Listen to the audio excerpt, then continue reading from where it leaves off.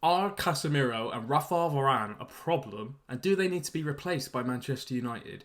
Is a question that a lot of the Manchester United fan base are asking themselves, and people are arguing online. You've got the people defending Rafael Varane and Casemiro, and you have the people who are against them. Now, I'm here to break it down completely as unbiased as possible with analytical content that you all love.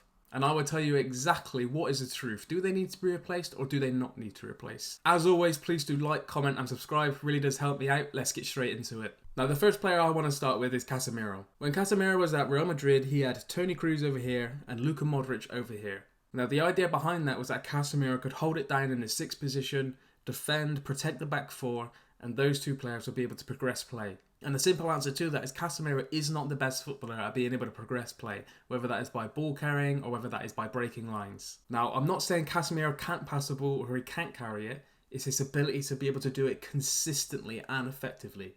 That is the problem with Casemiro. For example, if you look at his recent pass selection against Lens in the pre-season game, it wasn't great. There was a lot of misplaced long balls. There was a lot of no-look passes, which he didn't need to do. I don't like any professional football player doing that, to be honest, unless they are ridiculously good. But he isn't getting that same play style that he had with Modric and Kroos at Manchester United, with Mason Mount and with Bruno Fernandes. Now, why is that? Erik ten Hag likes these two number 8s to be pushed up as far as possible.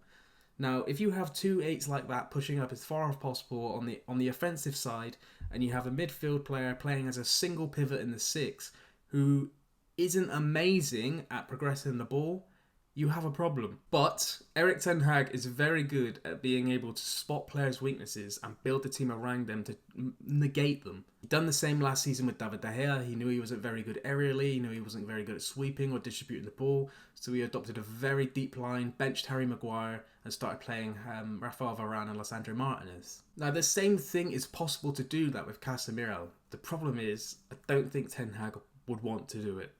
The simplest change Erik ten Hag can make is by putting in a player like Amrabat or Kobbie Mainoo, provided we sign Amrabat, that is. Now, what that does, you add another player who's comfortable at receiving in the first phase off of the defence, back to the opposition, able to turn around, look up, and know where to pass the ball. And that leaves Casemiro to do his one job of protecting the back four, reading the game as well he does, covering the pitch side to side. Now, does Erik ten Hag want to do that? I don't think so.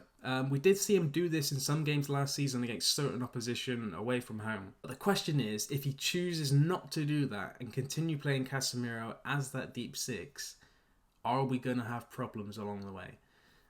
Away from home, the answer is yes. Our away record last season in the Premier League was very bad compared to what it was under Ole Gunnar Solskjaer, for example. And that is probably one of the reasons our midfield is very disjointed. Now, I don't think it will be as bad because Mason Mount is obviously a huge upgrade on Eriksen from a physicality standpoint, being able to get up and down the pitch, increased energy, increased pressing, and that's what is going to help Casemiro. But it isn't going to be the be-end-all. In my opinion, Casemiro is not a priority to be replaced. There are ways to negate his weaknesses, and he is still somewhat effective playing as that single pivot 6 at home, especially against bottom half opposition. Now, moving on to Rafael Varane. What are Rafael Varane's strengths? Box defending, and he's a very good defender to have on a high line for his pace. He's very good in the duel. The idea around Rafael Varane is that he isn't good enough on the ball to be playing for Manchester United. That's what people are saying that want him replaced. People that are saying he shouldn't be replaced are saying he is good on the ball. Now, what is the truth behind that? The truth is, Rafael Varane is very good at playing a long ball. He's very good at playing a diagonal ball out wide to the winger. And he's also very good on his weak foot, which is a very underrated trait for a centre-back to have. What are Rafael Varane's weaknesses? Very similar to Casemiro, is being able to escape a press and being able to play out from the back under pressure, and also his consistency in his line-breaking passes. Now, let's say Rafael Varane has the ball here, he's being pressed by the number 9.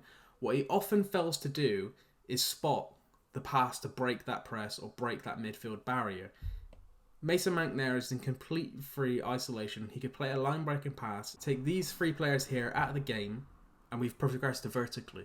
Erik ten Hag has stated he wants to be the best transitional football team in the world, and that isn't counter-attacking, that's being able to quickly win the ball back and quickly play vertical passes to get up the pitch as fast as you can and take the opposition's shape and make it disjointed. Now, if you have 2 football players who are unable to spot those passes, play it as fast as possible to break those midfield lines, you aren't going to get the playstyle that Erik ten Hag wants. Now, At the start of the season, Raphael Varane looked like he was going to be replaced, okay? We were linked with Kim Min-jae heavily. Kim Min-jae has now gone to Bayern Munich. Kim Min-jae, at this point in his career, is one of the best centre-backs in world football. He's just won the Serie A with Napoli.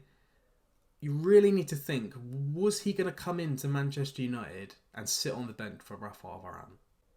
The answer is he wouldn't. Kim Min-jae would have been starting for Manchester United. Now, Harry Maguire is being replaced, and we're looking at signing another centre-back, whether that be Todibo, Tapsoba, or even Benjamin Pavard as a versatile option to play fullback and at centre-back. Are those three players going to bench Raphael Varane? I think Todibo could. Personally, I think he's good enough. I think Tapsoba is very good as well. I'm not comfortable with Benjamin Pavard doing it because I personally think he's better in the right back or of the back three that Manchester United have been playing in pre-season. Now, to summarise, I've just been completely as unbiased as possible. I've told you their strengths. I've told you their weaknesses. I've told you how you could get the best out of Casemiro. With Raphael Varane, we don't have the players to be able to negate his weaknesses. And that's because our right-hand side is very weak. Diogo Dalot and Aaron Wan-Bissaka, there's a lot of conversations. Fans are very passionate about which one of those should be starting. In my opinion, is what right back should we be signing to replace one of them? They have their strengths, of course they do, but they also have weaknesses. And they aren't consistent fullbacks like other ones you see in world football. A lot of the time when Varane is under pressure, you'll find him passing to Lisandro Martinez to be able to break the lines for him, because Lisandro Martinez is one of the best football players in the world with that skill set, similar to John Stones, etc. Now, in my personal opinion, Raphael Varane will need to be replaced. Will it happen this season? I'm not sure. Depends if we sign another centre-back. Does Casemiro need to replace? Personally, I don't think so. I think we could play a different personnel in midfield to negate his weaknesses, and I think he still is a very good option whilst playing at home. As always, if you like the video, please don't forget to like, comment and subscribe. It really does help the channel. Don't forget to follow me on Twitter as well. That is where you can catch up with me and I'll be most up to date over there. And thank you all for watching once again.